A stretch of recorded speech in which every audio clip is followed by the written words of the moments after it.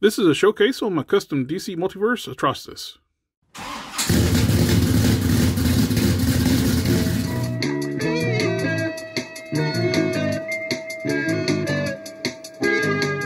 This is one of the little projects I did.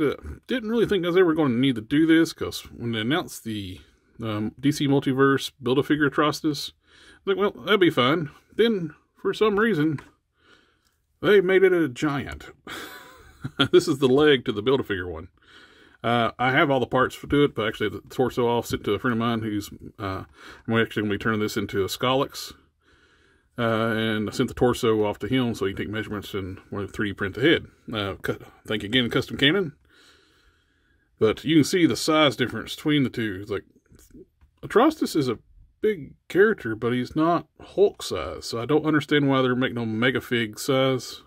But it works for a Scolex. So anyway, the parts I use for this is the Batrocitus. Once I saw that, I was like, that's going to be perfect just to make a Atrocitus, a proper scaled one. The original head was the Batman, mutated looking Batman head. What I used is castings of the DC Direct Atrocitus parts. The shoulder collar piece and the hood piece and the head, I got those from Casting Cave a long time ago, and it's been sitting around basically waiting for the right body. And I ended up using them on the Batrocitus.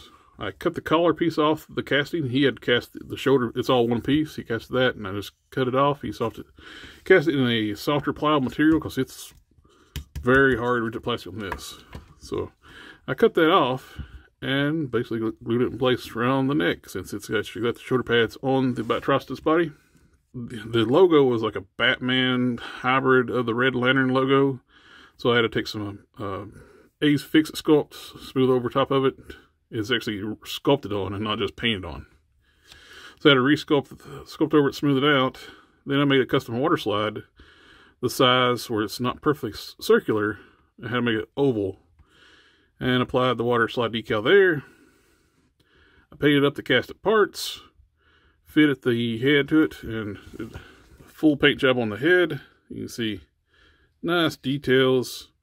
Darker shade in the mouth. I got nice shading, like the washes onto the face. Really like how that turned out. And I got instead of just plain yellow for the eyes, I added a little bit of that to Mr. Metallics Rough Gold.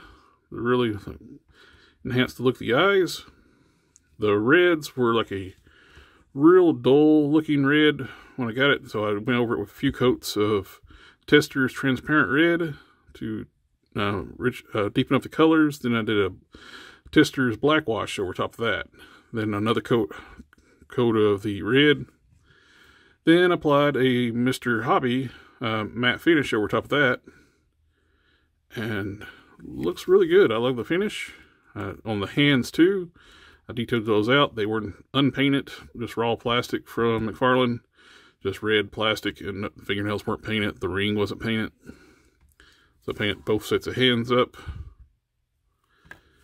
And so he's got 2 fist hands, 2 open splay hands, and one where this one where you can actually hold the lantern.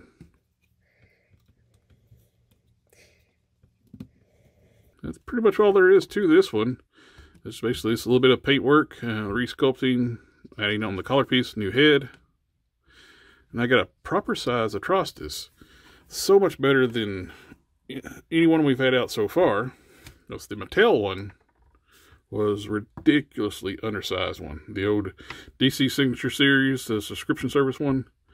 I have no idea why they picked the regular body for this. This was, when they had much better body choices for this, they could have used the Etrigan body, would have been much more proportionate for Atrocitus. Instead, they picked the skinny standard body, not even like a bulkier, like, I don't get it. You got the DC Direct one, which looks nice, but the articulation is terrible, and without a stand, he doesn't stand too well. You gotta get the balance just right, and legs just right. I don't even know why they even bothered with leg articulation on these. Under just T-jointed. But the sculpt is always nice on these. So I got a balance of the best. So I got really good articulation, good size, which he's exactly the same height as the old DC Direct figure. And you can see it's hard to get that sucker to stay standing. Hence why I don't like using this one. But now I have a really good one for the shelf. So he's going to be going on my lantern display. I love how the size and look of it. Same way with the Scolex when I get the headpiece that Custom Canon's making for me. Anyway, thank you for taking time to watch the video. Remember to like, share, comment, subscribe, and I'll catch y'all next time.